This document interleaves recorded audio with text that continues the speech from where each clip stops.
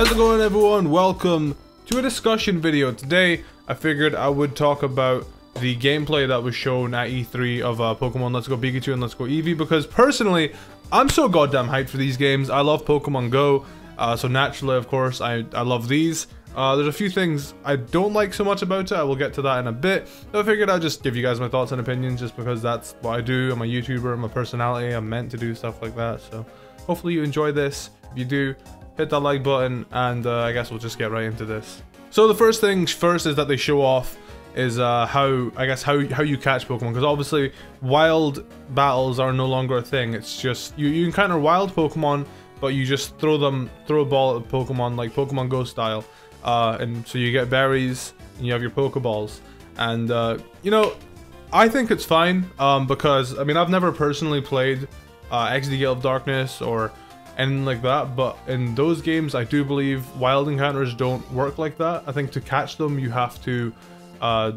stop them from being a shadow Pokemon or something. Don't cringe at me, I've never actually played those games. That is something on my to-do list, trust me. But yeah, so by catching a Pokemon you do gain experience, and another cool thing I noticed is your whenever you catch Pokemon, like here said, your Kakuna is tucked in your Pokemon box, which is in your bag. So now, rather than having a PC box, it's just tucked in the Pokemon box. I know this game is meant to appeal to kids and older players that are coming back in now. It's just they're making it way too handholdy, in my opinion. That might just be me though, but like when they were kids, like say somebody who only played Red and Blue and Yellow or whatever, or up to Gold and Silver, they stopped playing after Ruby and Sapphire came out. They got through the games Red and Blue just fine, and those games, they're not as, you know, handholdy. They're nowhere near as handholdy as this. I would say they're probably some of the most difficult games, I guess, to navigate if you don't know what you're doing. Like when you're just first introduced to these games, you're just like, yo, what am I doing?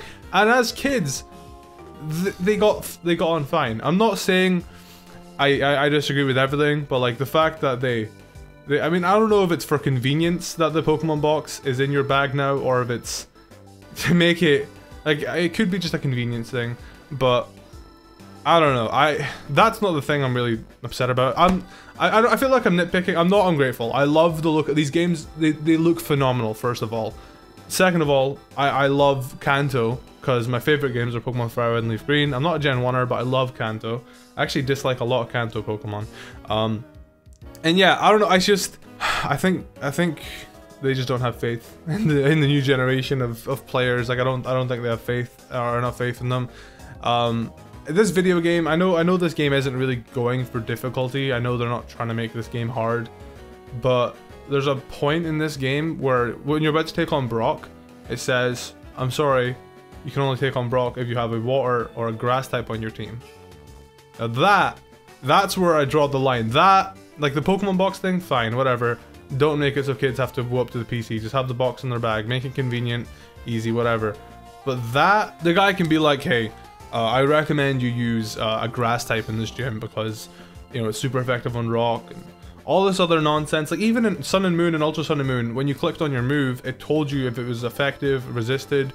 Like they're just making Pokemon. I know there's a lot to Pokemon. I know this, but in these games, we don't know everything about these games, so I don't want to be too critical. You know, I don't want to be like, oh, these games suck, just from that, because I mean, I'm still gonna love these games despite that factor. Despite not being allowed to take on Brock unless I have a grass or a water type, I'm still gonna love these games. But I hope that they're like in Mario Odyssey. If you ever play Mario Odyssey and look at the settings, in the settings there's a setting to I guess turn on easy mode, like a really easy mode that like puts arrows on your screen and tells you where to go. And I imagine that's just for like, you know, young kids, like 3-4-year-olds, 5-year-olds, whatever, that don't quite grasp everything, but like they can still play the game and enjoy it, you know. Like I imagine that. So I'm hoping that this game might have that option. Pokemon have never really been someone to include a difficulty option. Their version of difficulty is choosing to use worse Pokemon. If you use worse Pokemon, then the game's harder for you. That's their sort of, I guess, way of making the game harder for you. And of course, they already know if fans want to make the game hard, they can just do a Nuzlocke challenge. Like, there's no way Pokemon Company don't know about Nuzlocks. So like, they're like, oh well, we don't really need to worry about difficulties because you guys can just force it upon yourself. I mean, that's what I imagine they think. Like, so I don't know. I'm hoping that the hand holding is like optional, because in Mario Odyssey it was. In Mario Odyssey, you start the game in the normal mode and then you can turn on the hand holding mode. I wouldn't be mad if they made it so you have to turn off the hand holding mode, but if I could just take on Brock without being forced to have a water or a grass type on my team, that would be great. Especially because one thing is that they actually allow Pikachu to learn double kick. Now my immediate thought, my speculation in me is that is Pikachu gonna evolve into Gorochu? Is Gorochu gonna be a fighting type? Obviously that's just me being silly, but that's another, like, the first gym is a rock type. Pikachu learning double kick is kind of like Charmander learning Metal Claw in Fire Red and Leaf Green. In the original games, Charmander didn't get Metal Claw. To beat Brock in the original games, you had to go out and catch a Mankey or something. Or just evolve your fucking Charmander to a Charizard and then beat it. But yeah, so they've already made it so you have to have a water or a grass type on your team. And then they also give Pikachu double kick through level up. It's just like, how much are you gonna hold our hand, game? Like, seriously. I know it's not targeted towards me, and that's fine. I don't care if it's targeted toward. I'm still gonna love it. It's Pokemon. I love Pokemon. But to me, that's like the biggest. I was saying earlier how there was like things I'm not so happy with. That is the thing I have, like, I guess the most opinion on. Like, I'm just like, why? Either way, the game looks phenomenal. I'm really excited. I think I'm more excited for these games than I was for Pokemon Sun and Moon, which is saying a lot, because Salandit was in that game, Team Skull was in that game.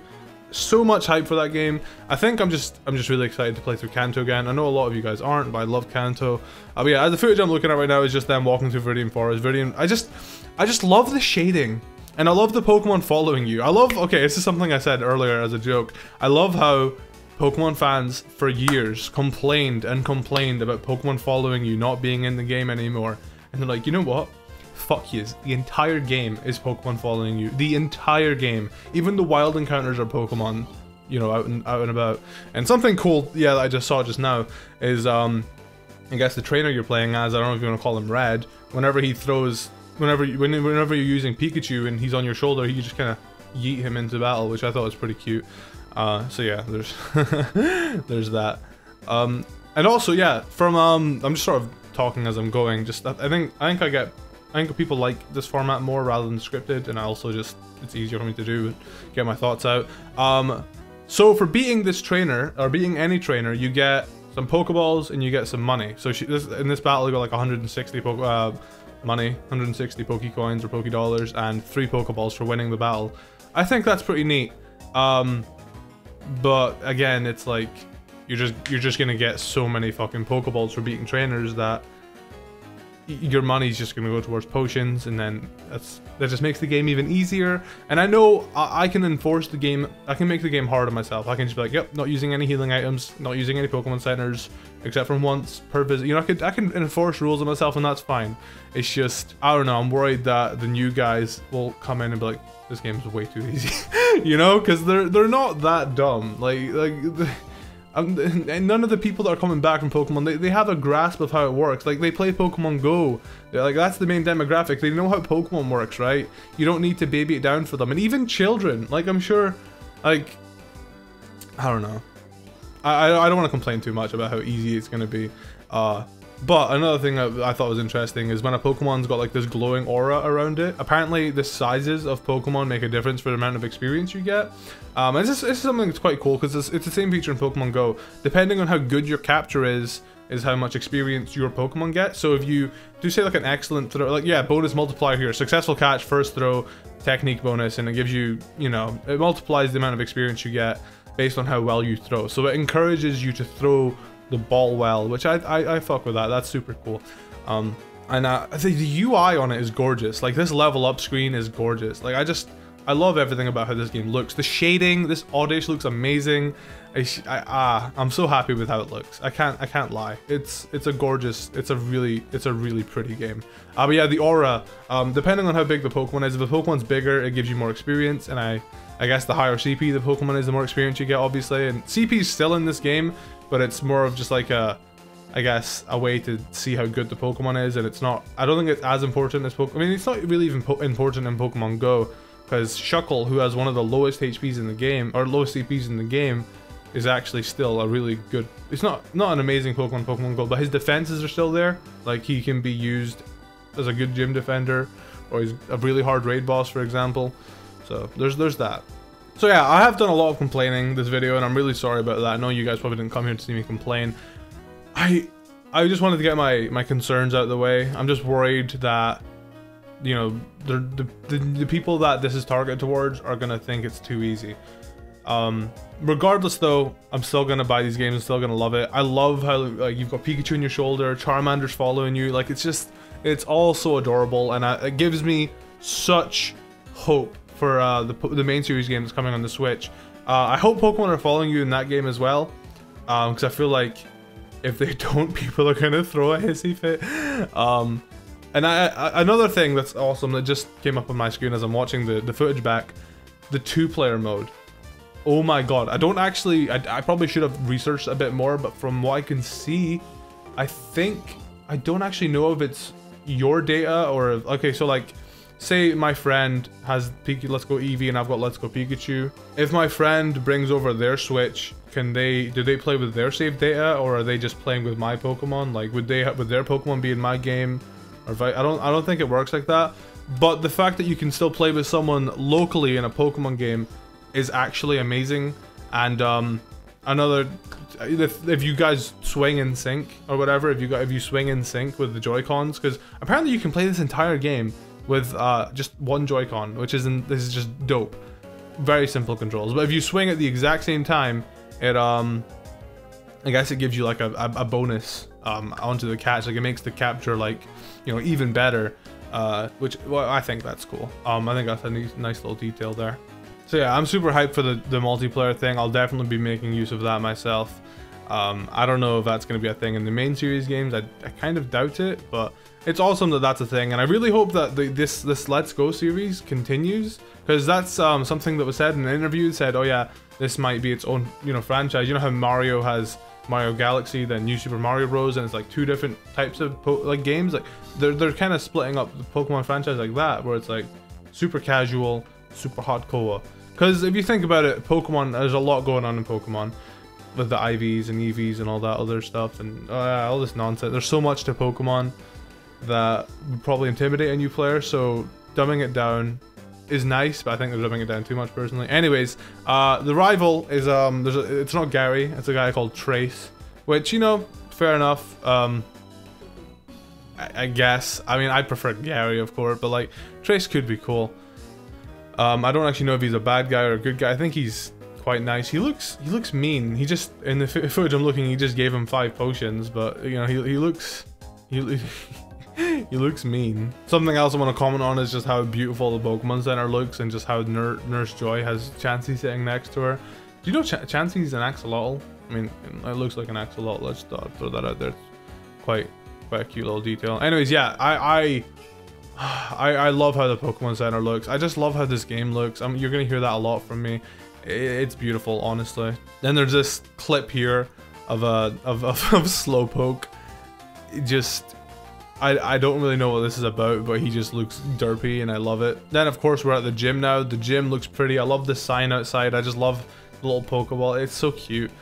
So then when you enter the gym, there's actually spectators apparently, and then there's the 2 trainers just standing there waiting. It's bizarre, but he says, hiya, you're here to challenge the gym. I'm not a trainer, but I can tell you're worthy to challenge the gym leader. Now let's get started. And he just looks at your Pokemon. Only allows people who know the type matchups to enter. A few types have advantage against the gym leader's rock type Pokemon, but for trainers who have never challenged the gym before, we have them use grass or water types. You have to show me a grass or a water type if you want to face the gym leader. I don't know if you have to have it on your team the whole time in order to go in, or if you can just show it to him, then go box it, and then just go in with Pikachu or whatever. I don't know, how that works, but whatever. That's the thing I was talking about earlier that bugged me a lot. So yeah, I mean, most of the trainers do have the same dialogue. It says, "Stop right there, trainer. You're about 10,000 light years away from Brock." That's really cute. And then also, when you're playing with 2 players, you double battle them against 2 against 1. I think that's kind of unfair, but I mean, it's another way to dumb the game down, so you know, why not? And then Brock is looking as awesome as always. The last few things I want to touch on is the trading in this game.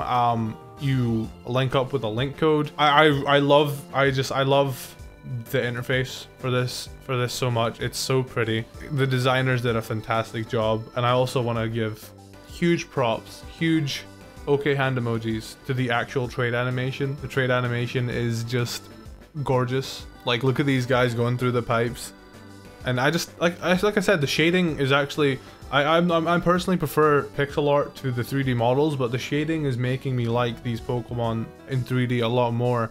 It's just, the shading does everything. I'm so glad Pokemon Company and Nintendo decided to make the Switch from the 3DS, obviously, and moved their main games to their games in general to the Switch, because it's just so pretty. This is peak Pokemon. Another thing they show off is the Pokemon Go transfer park or whatever. Apparently that replaces the Safari Zone. So say, all right, I've got Pokemon Go here.